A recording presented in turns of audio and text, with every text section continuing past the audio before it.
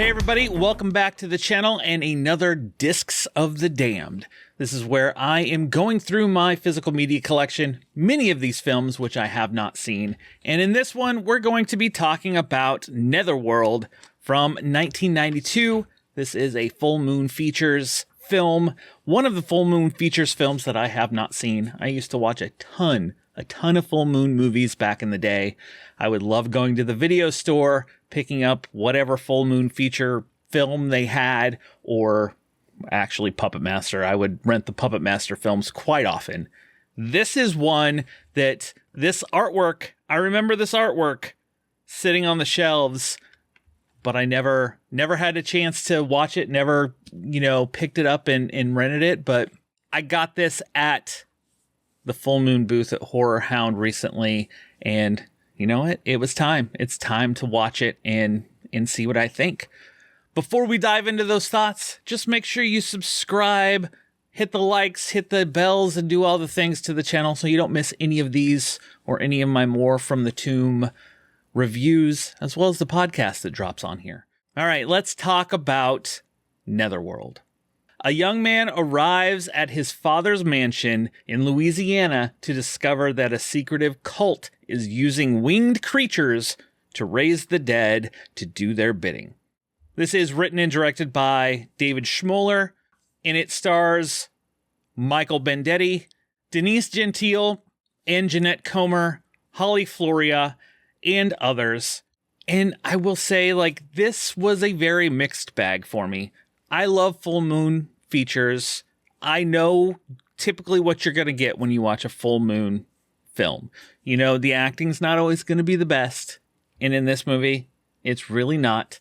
Sometimes you're going to get a story that feels familiar.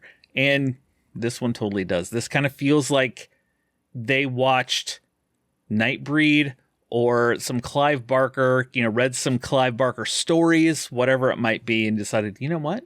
We can do this. Let's set this in Louisiana towards New Orleans and make this kind of alternate voodoo. But that's not to say it doesn't have great moments. This story does kind of feel jumbled, like they didn't totally know the full direction they wanted to go. I mean, it starts off strong. You have this kid that shows up to this bar that is also kind of an underground brothel. So he's showing up to, basically he wants to have sex for the first time. So they take him down to the basement to this woman that's dressed like Marilyn Monroe. And of course, like any other dark film, there's a door that says keep out, and do not go in there. And what happens? Someone opens the door. It ends up on another man, and he leaves and opens the door to find another woman in there who he tries to rape. And she summons this hand. There's the hand that you see here on the cover.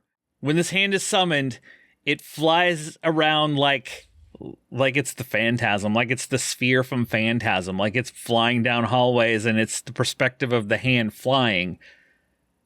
And the practical effects when the hand gets the people, like the hand will get on their face, these tentacles kind of come out and it squishes their head. The practical effects in those scenes are really cool. It's bloody and everything else. Like that beginning scene, you're like, okay, I'm kind of into this. And then the story turns into this gothic, almost noir film with this voiceover that to me felt out of place. This kid coming to this mansion because his father has passed away, so he's inherited this space. There are the people that still live here that he talks to. The weird thing about this film is there are some flashbacks that he gets with his father.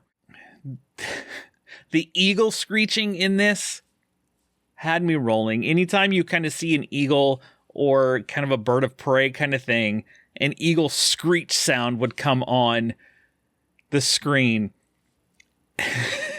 And it was pretty hilarious, honestly. I don't know. This movie was just kind of a jumble for me. I didn't hate it. I didn't fully love it. I just felt by the end of it. It was okay. The story and this twist kind of on voodoo where it is through birds. And that's kind of how they bring people back from the dead. That is the whole thing, is his father gives him this letter of figuring out how to bring him back from the dead. And they use birds to bring people back. And if you are marked, you have a little feather that's stuck in your head. So you see these people with feathers, and they're kind of controlled by the dark powers. I mean, that's all fine, but it felt like they were trying to put too much into their bucket and couldn't fully figure out exactly how they wanted it all to come out. There are funny moments that will make you laugh, like the eagle.